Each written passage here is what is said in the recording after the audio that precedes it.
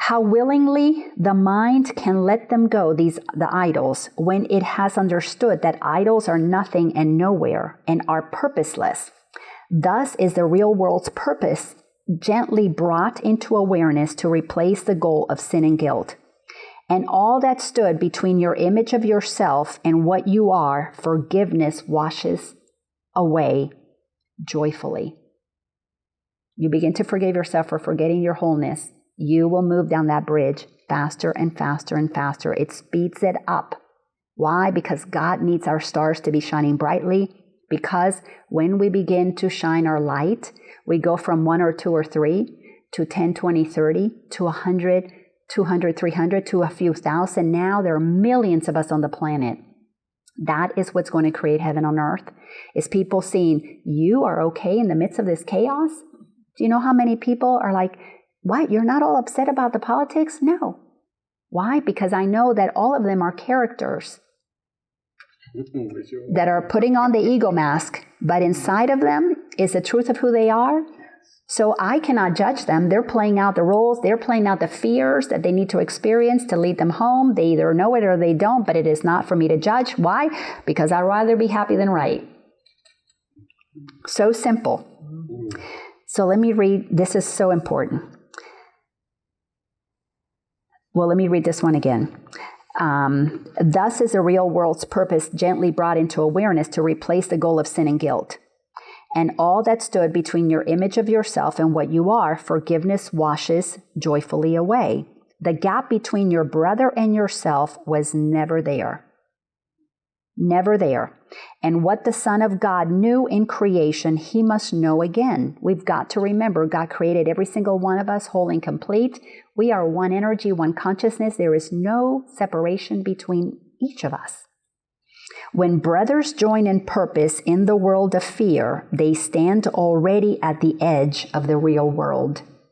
So while we're in this crazy world right now and we begin to stand side by side, not judging one another, we are on the precipice of shifting this from hell on planet Earth to heaven on earth. Yet has their path been surely set away from idols towards reality. For when they joined their hands, it was Christ's hand they took, and they will look on him whose hand they hold. The face of Christ is looked upon before the Father is remembered. This is a very important line. Until we see the Christ in our brothers, we will not remember God. It is impossible, because until we can see another and forgive them and see that they are one with us, we cannot know the immensity of God. You cannot go to the creator of everything until you can be comfortable with one thing that it created. So until we see Christ in another and forgive them for they know not what they do, we are not on our way to total awareness of God. But it is the path to oneness through the holy relationship. I see the Christ in you. I don't care how badly you're behaving. I am not going to descend from the truth that I know is ours. I'm going to stand here and totally and completely remember your truth and mine. Why? Because I'm addicted to happiness. And in this moment, I don't want to be right. So you can say whatever you want to say about me. I am not going to give up knowing the truth for both of us. Thank you. The face of Christ is looked upon before the Father is remembered. For he must be unremembered till his Son has reached beyond forgiveness to the love of God. How can you feel the love of God unless you extend it? Who do you extend it to? Our brothers and our sisters. And when we extend love, we feel God moving through us. God created us to extend love. If we don't extend it, how can we know God? Because when we suppress love, we suppress God. God is infinite. How do you think it's infinite? Through us extending it to one another. Yet is the love of Christ accepted first, and then will come the knowledge they are one. You begin to love people. Here's a little assignment I'm going to give you for this week. Go out there. Start tonight. Begin to see begin to at least acknowledge the Christ is in me. I heard Laina reading these things from the Course. I had some willingness to come to the class and hear. I'm going to make a decision that I'm going to believe that the Holy Spirit is in me, and it's going to remind me that I am holy indeed. And begin to say, I want to feel the Christ in me. And then you will be able to, from that place that you acknowledge the Christ in you, the first person you meet tonight or tomorrow or whenever you see somebody, make a decision, have the willingness to decide, Holy Spirit, help me see the Christ in them. And when you do that at the McDonald's window, when you do that at the person who cuts you off in traffic, when you do that at your partner at home that is tired and you come in and they're tired or whatever, you're tired and you decide, instead of talking about my tiredness, can I just look into your eyes? I want to look at the Christ in you. Just stay still for a second. Wow. Then you know that you are one.